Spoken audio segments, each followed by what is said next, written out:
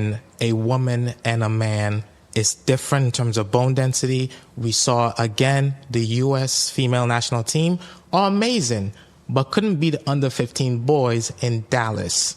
So what do you say about that in terms of trans in sports in general? When you're looking on the professional level or the collegiate level, I think people need to also consider there are a lot of hurdles to entry that trans individuals have to pass in order to even participate. Yeah. So in the NCAA, it was 2 years or until you were at the level. So for if you were a trans woman, your hormones would have to be at the same level as a cisgendered woman's in order to compete, and or 2 years, which comes. Yeah. Your competitors, which would either be male or which would either be solely male or solely female. Yeah. Isn't that basically enhancing yourself? It's kind of like steroids. It's true. So I'm not a doctor.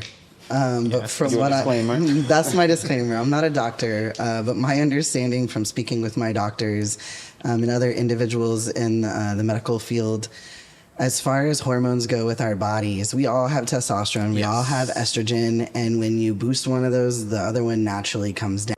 Would you say that there is a lack thereof when it comes to awareness in the trans community? And do you feel like people are not willing to learn more about it?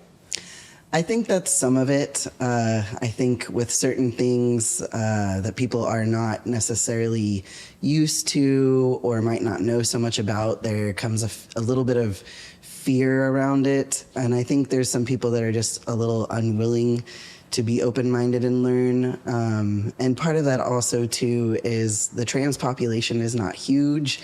And so some people just haven't met or don't know that they've met trans people, even though they may have. So I think it's not necessarily always conscious lack of awareness, but I think there is some lack of awareness for sure. And are you still actively engaged in doing what you believe your responsibility is to your community?